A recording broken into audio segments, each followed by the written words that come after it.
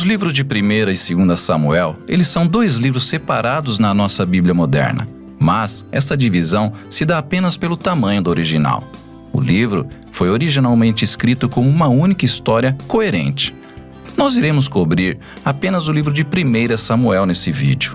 Após Israel ter sido libertado da escravidão no Egito, eles fizeram um pacto com Deus no Monte Sinai e, eventualmente, chegaram na Terra Prometida. E lá, Israel supostamente deveria ser fiel a Deus e obedecer os mandamentos da aliança. Antes do livro de Samuel, os juízes mostraram como Israel tinha falhado enormemente nessa tarefa. Foi um período de caos moral e mostrou o quanto Israel necessitava de líderes fiéis e sábios. O livro de Samuel proveu uma resposta para essa necessidade. A história do livro de Samuel foca em 3 personagens principais. O profeta Samuel, de onde o livro recebe seu nome, depois o rei Saul e depois disso, o rei Davi. E todos os 3 transitam em Israel de um grupo de tribos governada por juízes e depois um reino unificado governado pelo rei Davi em Jerusalém. E o livro de Samuel tem um design fascinante que entrelaça a história desses 3 personagens em 4 partes principais.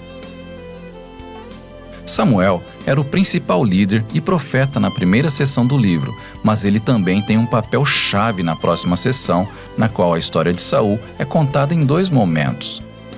A ascensão de Saul ao poder e também suas falhas, a segunda parte é sobre sua queda e sua trágica morte.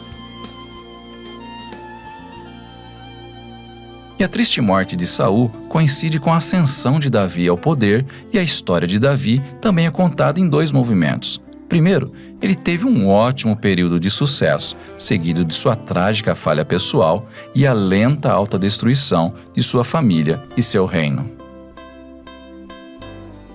O livro conclui com um epílogo que reflete a história inteira novamente. Então, vamos nos aprofundar e ver como tudo isso se desenvolveu. A primeira parte começa a partir do caos do livro de Juízes, e nós somos introduzidos à tocante história de uma mulher chamada Hana. E ela está triste porque ela nunca pôde ter um filho. E pela graça de Deus, ela finalmente tem um filho chamado Samuel.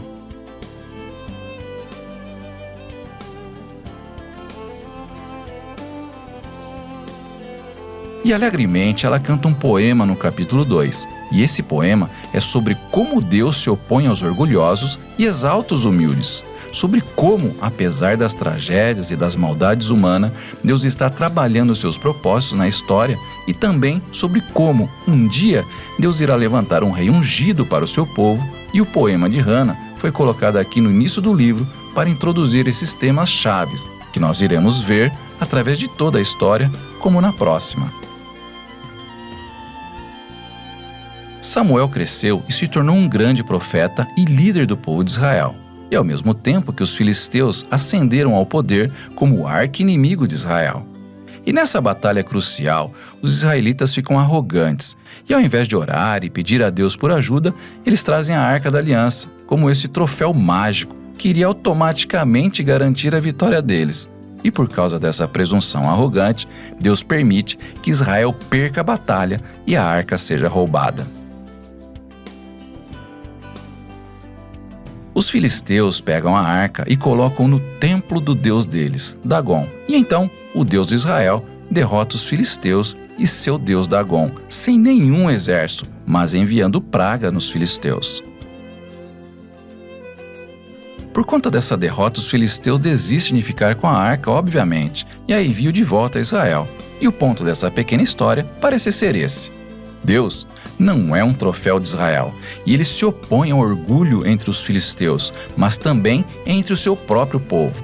E Israel necessita se manter humilde e obediente se eles quiserem experimentar as bênçãos da aliança de Deus, que é o que abre essa nossa próxima grande sessão. Os israelitas vêm até Samuel e eles dizem: queremos um rei do mesmo jeito que todas as nações. Vá e encontre um para nós. E então, Samuel fica um pouco irritado, e ele vai se consultar com Deus. E Deus diz que os motivos de Israel estão todos errados, mas se é um rei que eles querem, dê-lhes um. E então somos introduzidos à figura de Saul. Agora, Saul é uma figura trágica, porque ele começa cheio de promessas, é alto, bonito, ele é o candidato perfeito para ser rei. Mas ele tem grandes falhas de caráter, ele é desonesto, possui falta de integridade e ele aparenta ser incapaz de reconhecer seus próprios erros. E então, essas falhas se tornam sua ruína. Saul ganha algumas batalhas no começo, mas suas falhas se tornam tão profundas que eventualmente ele mesmo se desqualifica por desobedecer várias vezes aos mandamentos de Deus. Então, um Samuel já idoso confronta Saul e Israel. E ele havia avisado ao povo que eles só se beneficiariam se o rei fosse humilde e fiel a Deus. Ao contrário, os reis de Israel iriam levá-los à sua ruína. Samuel informa Saul que Deus irá levantar um novo rei, que irá reinar em seu lugar, e então a queda de Saul começa ao mesmo tempo que Deus está trabalhando para levantar um novo rei, que viria a ser um insignificante pastor de ovelhas, chamado Davi. Davi era o candidato menos provável para ser rei, mas a famosa história de Davi e Golias mostra que a escolha de Deus por Davi não é baseada no status da sua família, mas simplesmente na sua confiança radical e humilde no Deus de Israel. E então, essa história nos une os temas do poema de Hana. Os orgulhosos Saul e Golias são humilhados, enquanto o humilde Davi é exaltado. A partir daqui, nós vemos Saul vagarosamente caindo em loucura enquanto Davi ascende ao poder. Então Davi começa a trabalhar para Saul como um general, e ele começa a ganhar todas as batalhas e a fama. Mas Saul fica com inveja e começa a perseguir Davi, caçando-o e tentando matá-lo. Davi não havia feito nada de errado, e ele então simplesmente foge e aguarda no deserto. E aqui nós vemos o verdadeiro caráter de Davi. Ele teve inúmeras oportunidades de matar Saul, mas ele não o faz. Ele simplesmente acredita que, apesar do mal de Saul, Deus irá levantar um rei para o seu povo. O que é interessante é que grande parte dos poemas de Davi que encontramos no livro dos Salmos estão conectados a esse período de sua vida, e eles todos expressam a mesma atitude de confiança. E então, essa seção do livro termina com Saul sofrendo uma morte macabra, após perder uma batalha para os filisteus. 1 Samuel nos contou uma das histórias mais complexas e bem contadas que encontraremos na Bíblia, e os personagens de Saul e Davi são retratados de uma maneira bem realística. E o autor destaca de uma forma onde você pode se ver nesses personagens. Na história de Saul, nós vemos um aviso. É crucial que façamos uma reflexão nas nossas próprias falhas de caráter e como elas nos machucam e machucam outras pessoas. E com a ajuda de Deus, nós precisamos nos humilhar e tratar esse nosso lado sombrio para que a história de Saul não se torne a nossa história.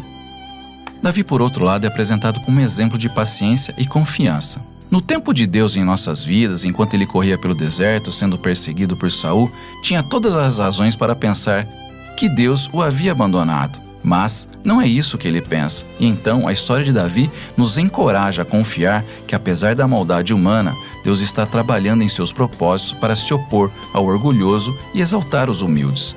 E é sobre isso que é o livro de 1 Samuel.